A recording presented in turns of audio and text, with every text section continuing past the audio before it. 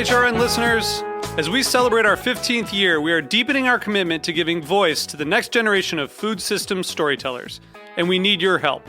Our internship and fellowship programs help activate new possibilities for underrepresented and underestimated young people through experiential journalism, audio engineering, and production training.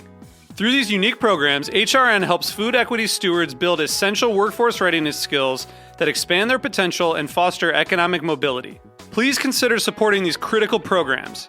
And with a minimum donation, you can be entered to win a dinner for two at an amazing restaurant in one of 8 cities and tickets to a concert at a great venue in one of those cities. We have incredible partners across the country who have donated, as they also share our passion for helping to educate the next generation of food systems storytellers. Check out heritageradionetwork.org/15 to donate and enter to win today. That's heritageradionetwork.org/15 to donate and enter to win today. And make sure you donate before March 31st. Thank you.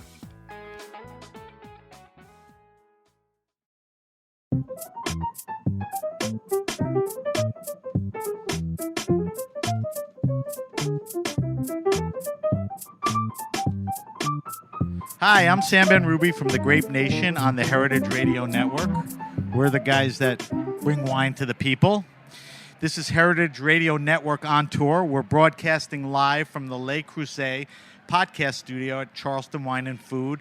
Go to heritageradionetwork.org/Charleston 2019 to see our full interview schedule. Thank you to Le Creuset and the Julia Child Foundation for making Heritage Radio Network on tour at Charleston Wine and Food possible. All right, we got a great show.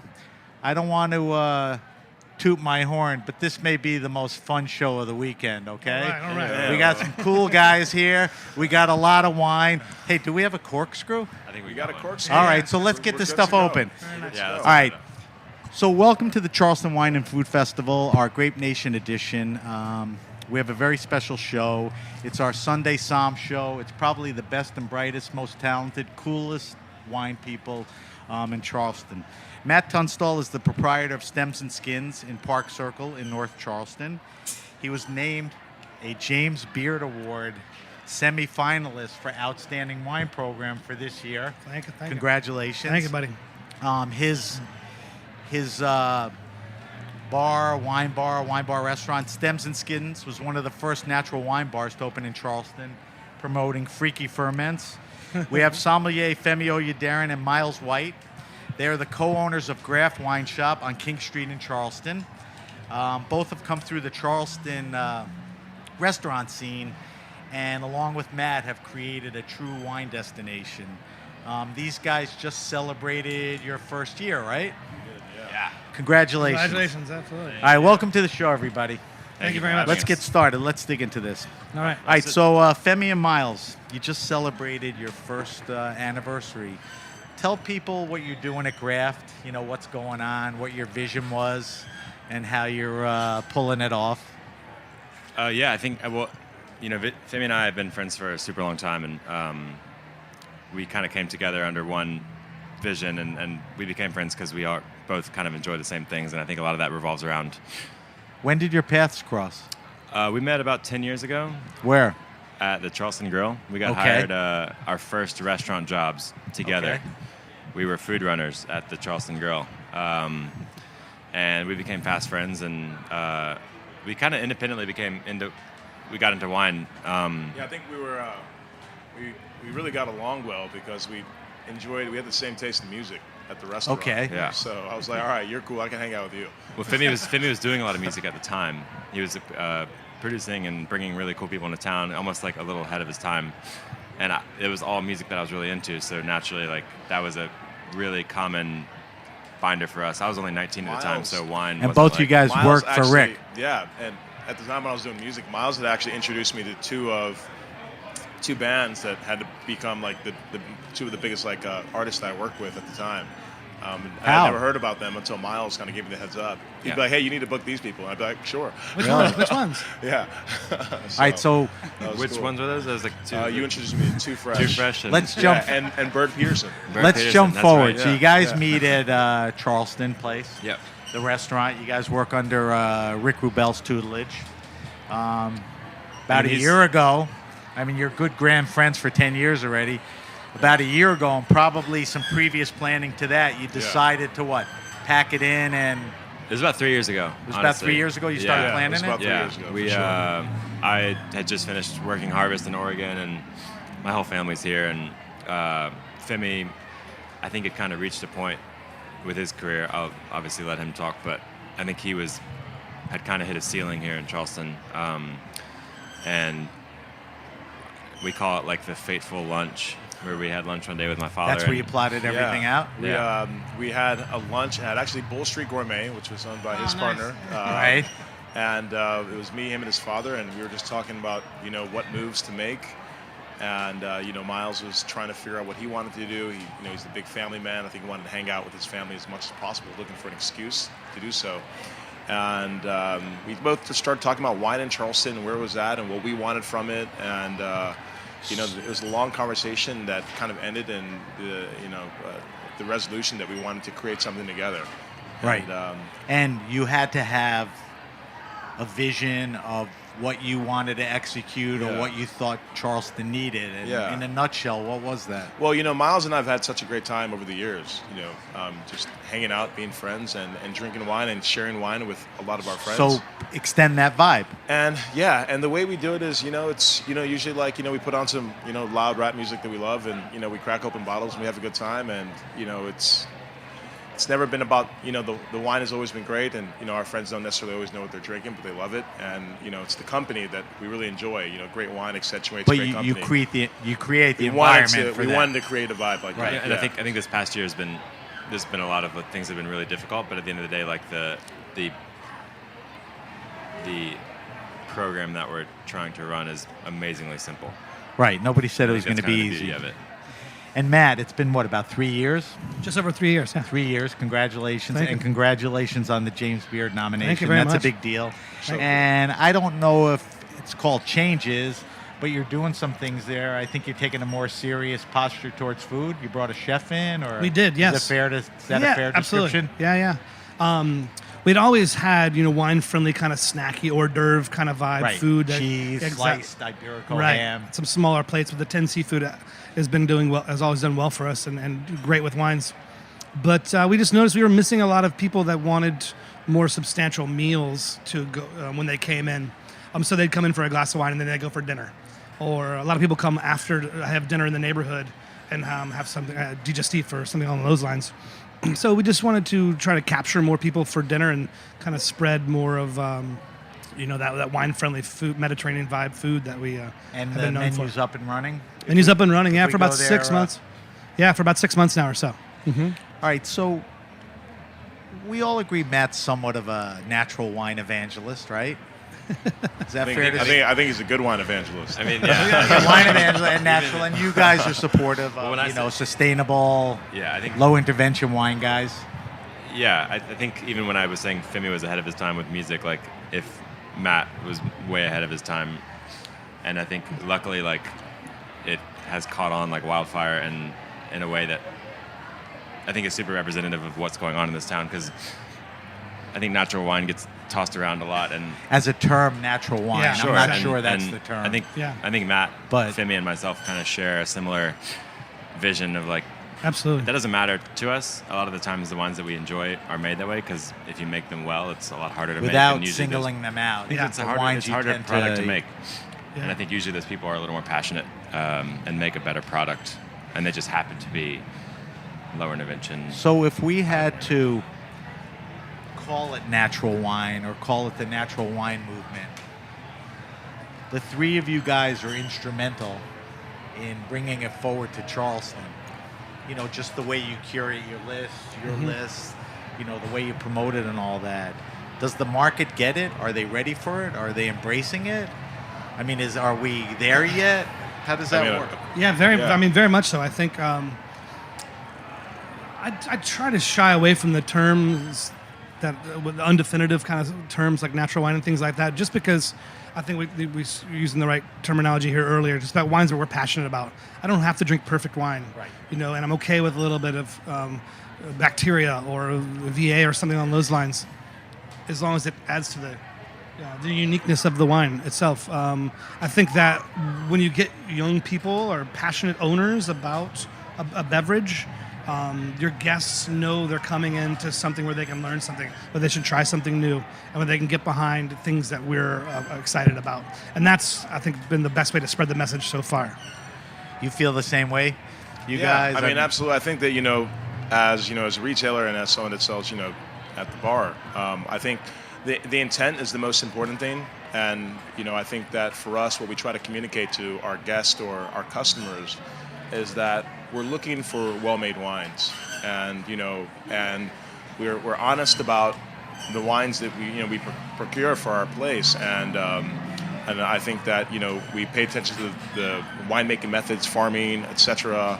And ultimately, what ends up on the shelf is a combination of wines that we found to meet whatever kind of proprietary standards that we have for winemaking. I think that should just be something that's held across every restaurant, every wine bar, every retailer, that there's some standard for the consumer to kind of understand.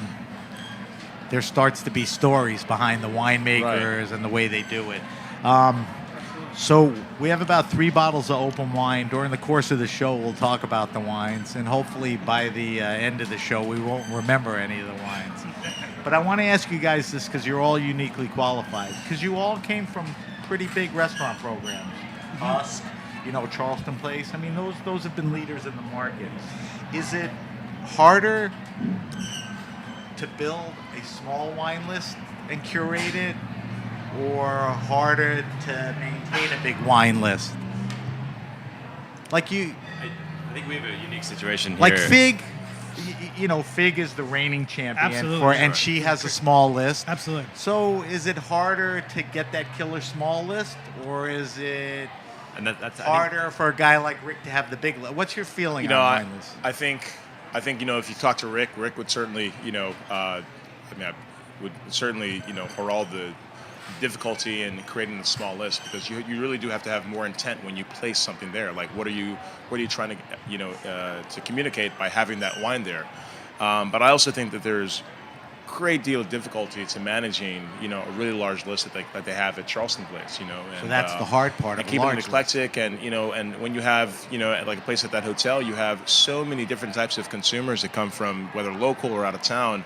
So Rick has to really kind of please a lot of palates, and I think he does a phenomenal job doing that. And if you can kind of maneuver as stealthily as someone like Rick Rubel, I think that the difficulty there is huge. But us working through a smaller selection of wines, etc., we really do have to be very choice about what ends up on the shelf. But you're always rotating. Yeah. Seasonal, right? Yeah. Well, I think and Charleston's kind of unique in that we are super lucky to get allocated some wines that people fight over in much bigger markets, and Absolutely. people want their wines here. There's a decent distribution base. Oh my God, There's some yeah. passionate guys down here that have brought wines. And like in to the run a last 5 smaller, Fighting for them, yeah. to run a small list and to For like guys have like you that they know will take it. yeah, to get access to these wines, it's like some wines come through and you might not have room for it, but you kind of make room. Do you feel any frustrations? I mean, with a smaller list, is there more you would like to put on? Or? Perhaps in the past, but I want to say like there's been such a resurgence of, not a resurgence per se, but just such an influx of great wine people and buyers and importers and distributors that have grown with the pace of business in Charleston. So we've been fighting for a couple of years now, for sure. I want to say we're at a point now where we can get a lot of the great wines that we had to really fight for a long time. So now they're starting to show up on the regular. That makes the lists easier to put together. Yeah. Everything's as important as the last thing. Yeah, to answer your question about a small list too, I have done both, and I enjoyed the big list and all of the relationships that it takes to get those world-class wines consistently. And the organization and all things along those lines. But I'd much rather have a small list these days because it's so much more interactive with you personally and running it and always changing it and things along those lines. And it makes it, I think, easier for the guests to get what you're doing and have a wine that you are really passionate about. Absolutely. It's focused in that sense. We're looking at 3 wines on the table. let's talk about wine number one. I guess we should start with the sparkling. Just Yeah. quickly give me a descript of what we're drinking. Yeah, And everybody in the room, Matt, Kat, Alan, everybody, wants just something. grab a glass Please. and start pouring, Yeah. all right? Don't be afraid. For Just sure. walk right up. So what are we drinking on the... Miles, you're in the middle of a show. You're not doing service, okay? Miles, This guy. getting up, pouring wine. Always a service guy. Yeah. So the first sparkling, one, tell me we about brought that. we brought some Gramona. Certainly one of our favorite Spanish producers.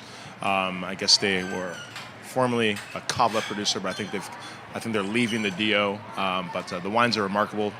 They've got a lot of history in the region. But this is their Imperial.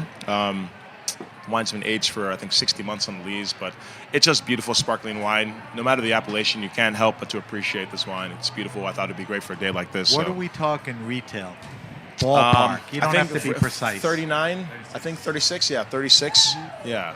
So it's really a high-end quality Spanish is- sparkler. I mean, it's yeah. not a cava. It's you said? no, well, yes, it's they're technically- Cava, but I believe they're no longer going to be labeling their wines in the Cava DO. But the wines are beautiful. Yeah, I mean, this is, I don't know, if you love great champagne, if you just like great sparkling wine, this is a delicious wine. It's delicious. So that's the Gramona Imperial and all yeah. that. The other thing I'm curious about with you guys is all of you guys work the floor. We talked about it a little before, but not why.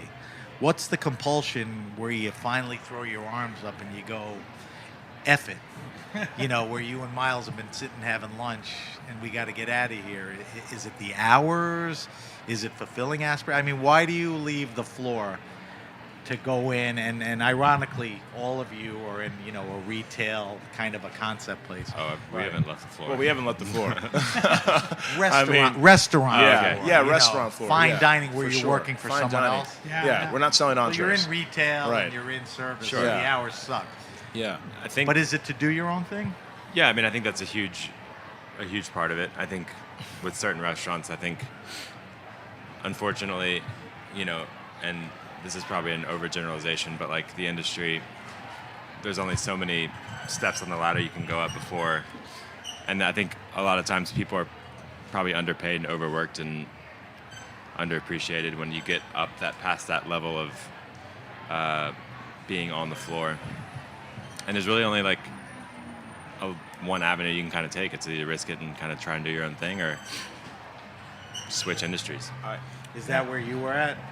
Yeah, absolutely. I think it was. You were in a very popular, busy restaurant, good Absolutely. wine program. I mean, Absolutely. what compels you to? Is there a moment, or it builds up? I've always wanted to own my own place. I Okay. thought, and so the whole drive of the career was to learn what not to do.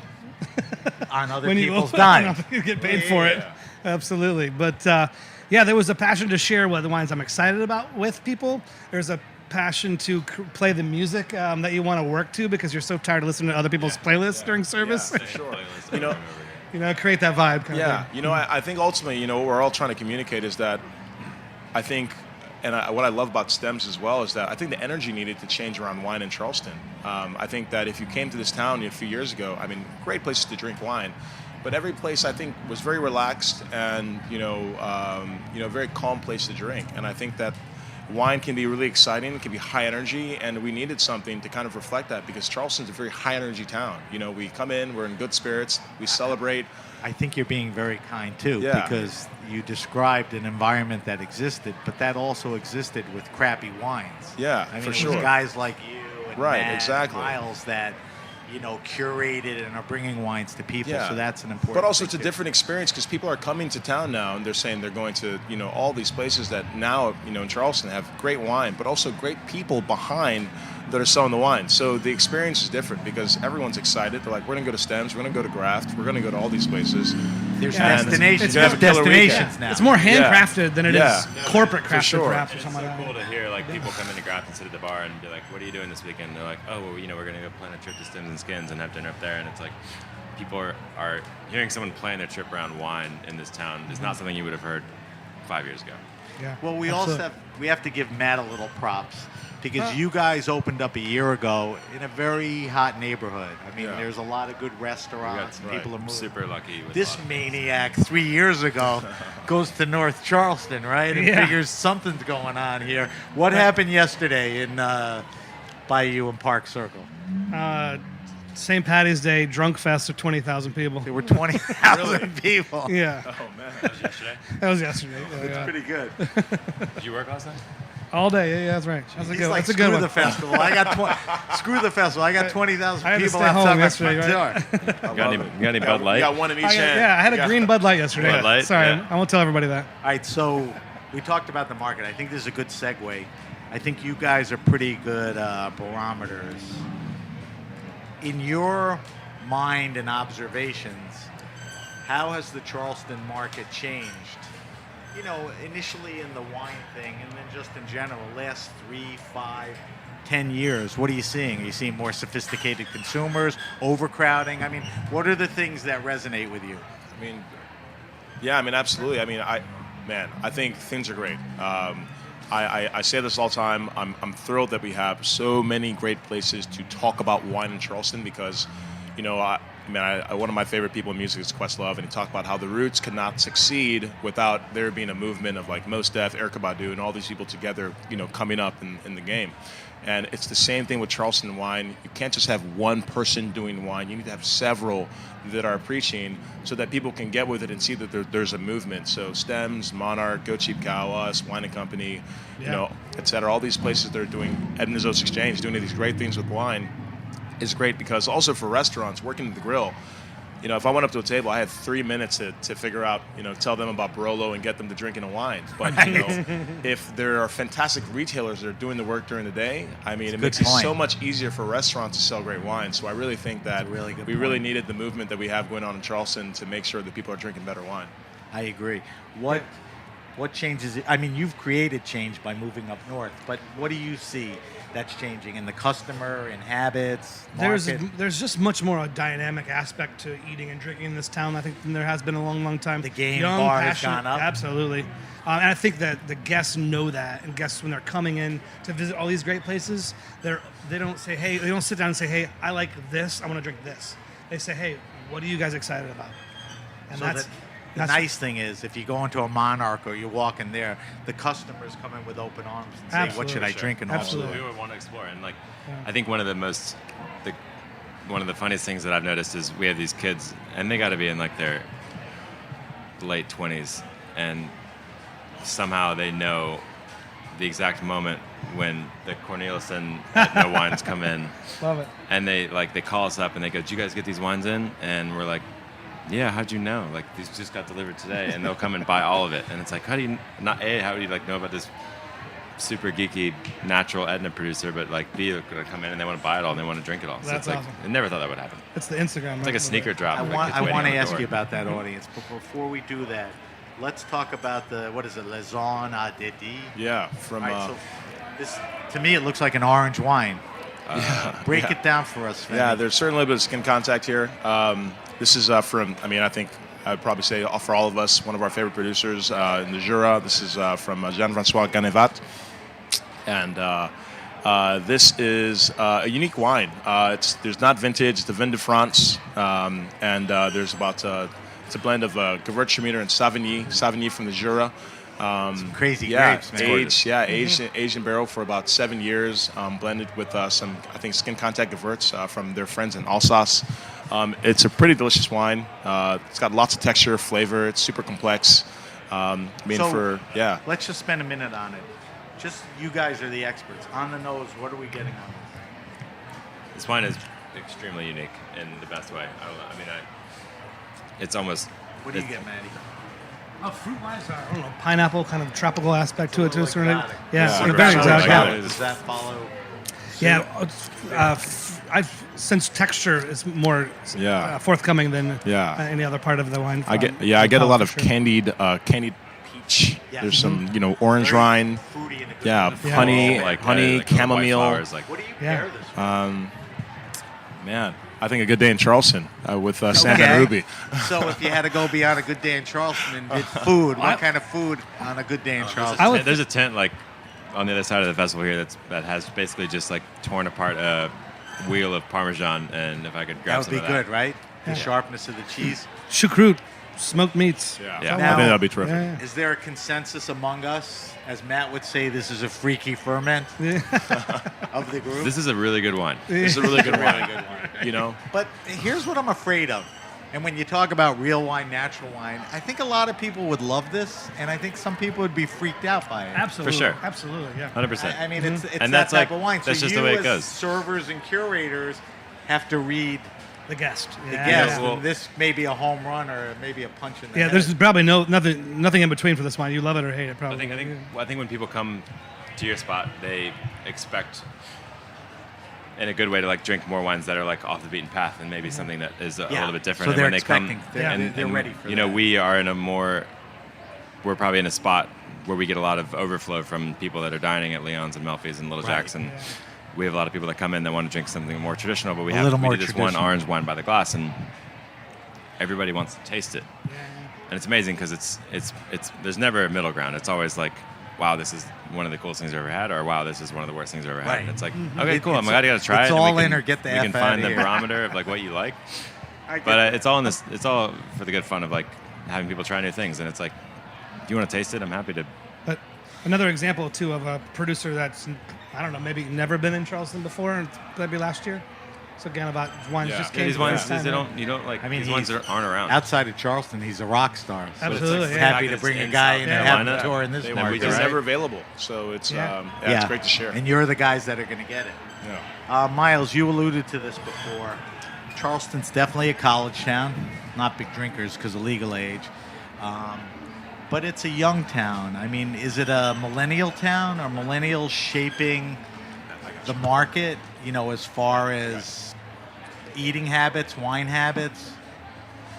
I mean, do you feel Yeah. a millennial I mean, I don't- touch to the market? I don't think we get a lot of college kids. I mean, we No, get, forget the college, but it is a college town. No, but then, and that's the thing about. I think that's the thing about when you get into this whole. You could have a whole another podcast about social media influence on wine and Yeah, I would love to because do like that. wines come into the spotlight and then a month later they go away and How'd you know my next question?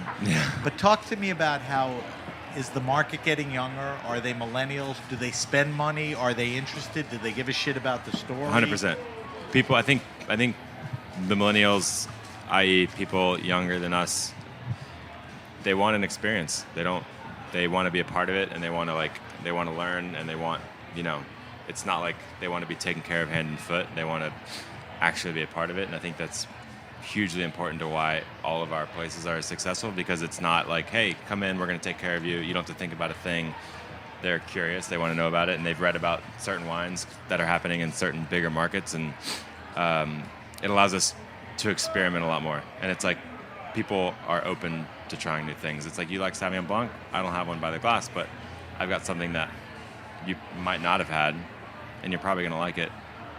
I agree that people definitely want the experience, millennials, and I think they're more about not trophy wines or rare wines. They're more about the story behind. Like Ganavad is probably, a good story and a good wine. I mean, do you agree? I mean, that's your existence in a way. Up Yeah, there, right? absolutely. They're like we mentioned earlier. They're the perfect guests for trying something new. They come in excited. They know enough to be dangerous and it's unique producers and stuff like that. And they're up for whatever you're excited about. They're going to definitely try it. And that's definitely age appropriate, right? Yeah, I mean, definitely because think old so. farts like Yeah. me who want to experiment but like the other stuff, they come in more with, open arms and all. Absolutely. Of Yeah. that. You agree, Fem? Fem, you agree? I mean, millennials, are they affecting your market? Is it a big customer? I think, I think that, we can talk all we want about a good story, but a good story is useless if the wine isn't great. So I think that we leave it to you guys Yeah. to find the story and the yes, winemaker yeah, and the good and wine. and hopefully so. the wine is good. But I think ultimately a lot of people that we talk to, millennials, they're looking for good wine. They're looking for good wine. It's also, value is huge. That's something that we've seen in the retail sector. That people want good wine with a good story, but they don't want to spend a ton of money on wine. I'm not speaking for everyone, but saying a lot of people that we encounter, they want wine that's affordable and delicious and also has a good story. So we need to, make sure that we're So getting those people My, good wine. my friends in who their are hands. starting to have a little more disposable income they want 4 bottles of something they never had that are all different, and they can try new things rather than having like 2 bottles of something that's cool and recognizable. And, Totally agree. Some baller. Yeah. It's like, I mean, and it's millennials cool 'cause- could buy 2 bottles of bourbon for 1 bottle of single malt. Scotch. Exactly. Right. So And you could buy, some good wines and all of that. Yeah. We did mention social media, and millennials, social media. You guys are very active. Yeah. Has social media created an opportunity for you to create image, launch the business? I mean, how do you use it? Is it important? Yeah, I mean, we use the hell out of social You media. guys nail it too.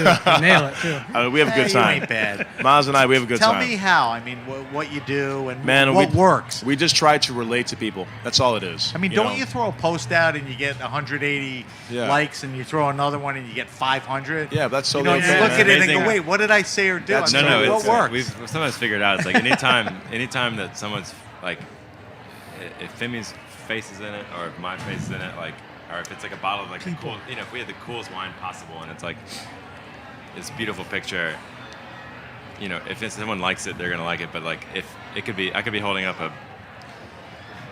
like I said, a green Bud Light, and if it's me in like a jean overalls, it's gonna get like 5 of them. yeah. At the end of the day, we understand that a lot of people that we talk to, that we see every day, they don't have the same fascination for wine that Miles and I do.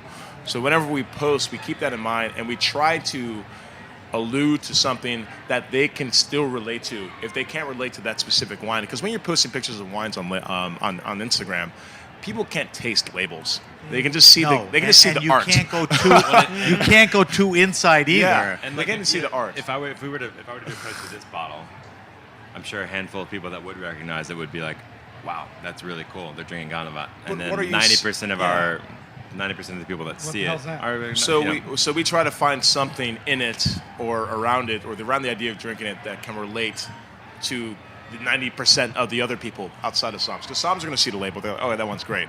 But what about everyone else? How can we connect to them? That's what we try to solve. 99% through of So our- you people that our can't be social media. impulsive. It can't Yeah. be just a show for you guys. Yeah. But So I honestly think that there's a good crew of people that at 4 o'clock on Friday afternoon, if you post all the stuff you're excited about that's by the glass for that day, they're going to make their plans right there. They say, oh, I'm going to go out and drink wine there tonight. So that's immediacy, discovery. Absolutely. They're making their plans on the weekend based on the wines that might be available at a particular place. Well, and I think one of the things that we notice all the time too, and I think this is again could be a whole other podcast, is like these wines pop up on Instagram. Like, remember when we had the Mamacita come by and we posted a picture of it on our, and then like someone came by, 3 people came by the day and bought And all this of is it. a little pet nat from Brienne Day. Yeah, Brienne Day. Yeah, Shout out to the wine's Brienne Day. unbelievable. Love you. Sorry. Yeah. Yeah. Incredible wines. So it could push product for sure, right? Yeah, but then there's someone like I remember when Philippe Tessier came into the market. It was like a bloodbath for these wines. Not a joke. Like people were like clawing for these wines, and it's just like the spotlight just like shifts and moves, and the wine never changes because the wine's always incredible, and we always push That's the what funny we like thing. and what's good. But it's like it's what comes in. And But we're also creating talking that. about influencer marketing. The wine could be great, it could be crappy, but the guy holding it has an effect as to what people's sure. interests Yeah. are. and people get influenced from bigger markets. It's like, Yeah, I mean, what you are guys the are kids drinking in influencers. Brooklyn? I And mean, like all what? you guys have reputations in the market. People look to you for discovery. Like you said, if you do a by the glass, they're like, you know what, we're going to stop gonna by. taste This that. guy's got stuff that no one else is getting. What, on social media, I mean, is there a platform that seems to work better than others? Is it Instagram? Yeah, Is it it's Facebook? Instagram, for all sure. that. I Are mean, you gravitating more I mean, towards we barely Instagram? pay attention to Facebook, and I hate to say that, Yeah. but Did that's you- that's the way The only things reason we use are. Facebook is Did Instagram you makes ever it easy pay to share to attention Facebook. and you moved I will say away? that a lot of, and I'm sorry, y'all, but I mean, a lot of older people, they follow us on Facebook, so we want to not leave them out, so we post them on Facebook. But I mean, most everything we do is for Instagram. Yeah. All right, let's just stay with this for one more minute.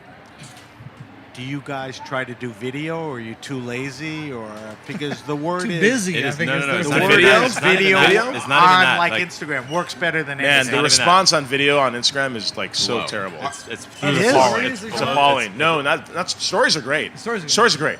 But whenever we Instagram post stories I'm videos talking about. on our what is it? On the post, Yeah, not like the a story. If I terrible. can put my hand Terrible. below the floor, that's where video All would right, so fall that's in good our intel. area. So video on the stories, video on the post, not great. Stories. Video Stories, on story. very Great, effective. great. Yeah. Have you tracked? It's unbelievable. Have you tracked the post and stories? Do stories tend to do better?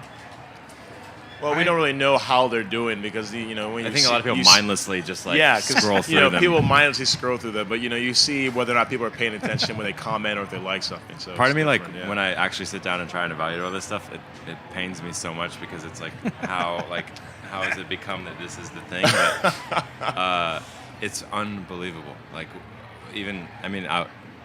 Gotta play the game. Full transparency, like Femi is 100% of why our whatever marketing game we have works, and I don't. It is your marketing game, or it is our marketing game. I don't even know the login to the Graft password for Instagram, honestly. So it's like sometimes I'll have a good idea, but most of the time I don't.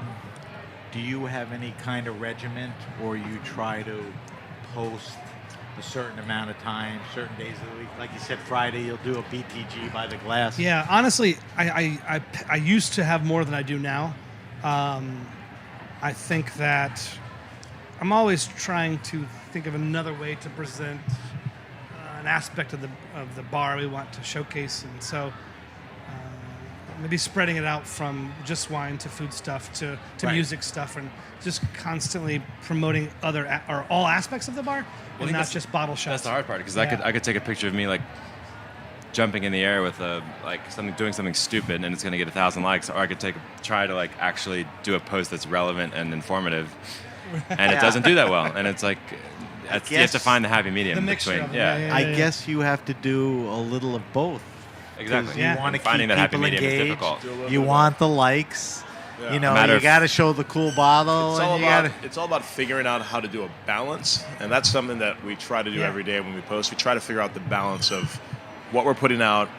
Are we responsibly representing wine, and are we making it inclusive for people that don't have the same enthusiasm that we share about specific wines? Do you? Go ahead. Along the same lines, I think that, I don't know how I'm trying to put this, but I think Instagram has grown so much, especially in the wine world, and friends and tight colleagues and people that we have similar tastes to. The majority of, I don't know, if you have 5,000 likes or 5,000 people on Instagram, how many actually live in Charleston? How many are actually guest viewers? Right. You're right. So you have to weigh that too, whether you're actually trying to get people in for the weekend, or you're just kind of defining what your business is about, and things along those lines. If anyone wants to read anything cool, Letty Teague's article in the Wall Street Journal that just came out is that's a good article. Super Absolutely, awesome yeah. and cool. Yeah. Nailed it. Do you think you would have similar success, recognition, and even some of the mojo without having social media available to you? Would it be easy to launch Graft, open up Stems and Skins 3 years ago? I think that it would just be a slower process. I think it's This exponentially more helped. democratic and available. Absolutely. The Yeah. honest answer is I hope so. But Yeah. I don't. Well, people did it before social media. Yeah, I think it Absolutely. would have just Do it taken during longer. it, I think It just speeds up your ability to reach Yeah. more people. All right, we got to wrap up in a few minutes. I want to cover two more things. Let's talk quickly about the third wine we're drinking. That's Maddie's wine. What do we got here, Matt? It's delicious, by It's the the way. first red? It's delicious. Yeah, this is the AOC of Pas du Grain from Georges Lignier. These wines are. This is every day. If you want to drink in Burgundy for a good price every day, Pas du Grain is kind of the I think what we AOC to should go do to. is, So it's a speaking of social Bourgogne? media, is post a picture of this on your Instagram because everyone should drink I this want wine. to take a picture of the wines. I want to take a picture. But it's a Bourgogne. Is this a Lignier from the Lignier family? Yeah, but this is just their little. This Pas du Grain is based on Pinot Noir and some Gamay. So they're inexpensive. They're fresh. They're everyday. What's the retail on this? 21, Wow. 23. That's Yeah, right great. in there. You like it? It's outstanding. Yeah. You like it? Yeah. It's fun little wines. All right. Yeah. For It's me, a way to drink every day in Burgundy, right? For me, it's the first time I had it. I think it's great. I mean, I'm going home and buying this shit or coming to your Yeah, place. I'm- or whatever I'm about and to getting run it. off with this I bottle need a of- case of this, and Alan Yeah. needs a case Yeah, of Matt. it. Matt, who brings this in, by the way? Before I let you... What? That's who brings this in. Rosenthal. Right, yeah. It's right on the back. Absolutely. All right, before I let you guys go, tell me quickly, we'll go around the horn. Right now, what winemakers, grapes, regions, varietals, what's exciting you now? And you can't go too deep because I don't have a lot of time, but give me one or two. Is there a grape? Is there a winemaker? I mean, it could be seasonal. It could be what you like. It could be for the store. What's cool. I mean, this is a good example. Femi, you go first. Yeah, for sure. I mean, I think for us as retailers, we find a lot of value in pushing people towards Italy, particularly Where? for Reds. Just particularly for Reds all over. I think Italy offers tremendous versatility as far as drinking styles of different wine, and also So that's for value. too general of an answer. Too general of an You answer. can keep it general, but for our listeners, I need you to focus in on one Femi or thinks two about places. It, I'll say I think Maggie Harrison at Antigua Terra is the best man. winemaker This guy in here. the world. And if you're listening, I love you, and I hope to talk to you soon. Antigua Terra, Oregon Pinot Okay, you got that Chardonnay. plug in. Yeah. Give me something else. Well, I just love California. My buddy Hardy Wallace makes tremendous wines. If you are a lover of Mourvedre, I mean, Jesus go for Christ, dirty what and is rowdy he, you all guys day. Getting paid here or something? Dan Petrosky, love you, brother. Dan will be on the show. In, Really, 3 Massacon. weeks. I mean, Nice. Yeah. Let me turn to somebody for a real answer to the that question. was a all right. sincere answer. That was I didn't very say sincere. I said real. Matt, tell me about. Give me an exciting region, winemaker, Come on, grape. yeah, I'll Just give me something that's I'll happening. answer Turn the- my people on to something. I'll answer the question the same way every time. It's in the Loire Valley, and then So the you're producers. Loire first. Yeah, absolutely. The producers, their neighborhood might change, but it's right in there for sure. So So let's. I don't know. It's like Domaine de la Belliviere, Noël Okay. Moratin, Closel, Okay. Chidane. Those wines I could go to. So every we're day. talking Chenons. Chenin Blancas. Chidane, I know, Yeah, is a yeah. good Chenin producer. Yeah, yeah, absolutely. Did Baudry you- and Chinon. Did you mention right? Chinon. Yeah. My answer changes. Alfredo Maestro, Spain. Miles, you can redeem yourself and jump there he in. goes. Jump in. Come on, give me a favorite right now. No, I was saying the reds from Alfredo Maestro in Yeah, Spain. Those wines the value's insane, and the wines are great great. wines. And All right. Yeah. All right, listen, I want to thank you guys for taking some time. You guys are absolutely the best and the brightest. Your passion, your efforts, what you're doing in town means a lot to Charleston. If you ever get down here, get to Grafts on King Street or get up to Stems and Skin. Is it North Circle? Park Circle, North Charleston. North Charleston Yes, sir. Park Circle.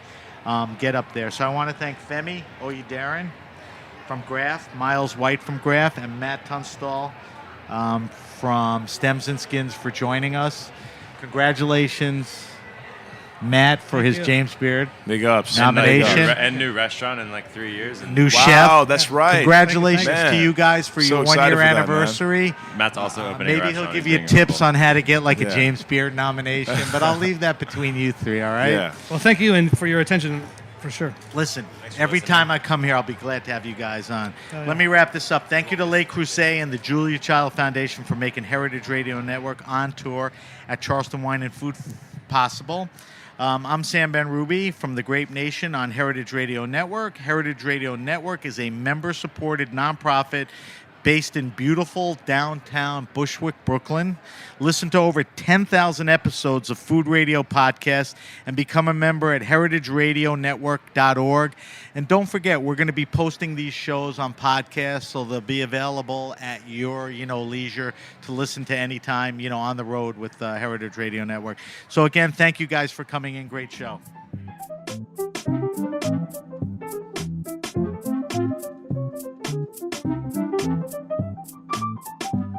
Thanks for listening to Heritage Radio Network, food radio supported by you. For our freshest content and to hear about exclusive events, subscribe to our newsletter. Enter your email at the bottom of our website, heritageradionetwork.org. Connect with us on Facebook, Instagram, and Twitter at heritage_radio. Heritage Radio Network is a nonprofit organization driving conversations to make the world a better, fairer, more delicious place. And we couldn't do it without support from listeners like you. Want to be a part of the food world's most innovative community? Rate the shows you like, tell your friends, and please join our community by becoming a member. Just click on the beating heart at the top right of our homepage. Thanks for listening.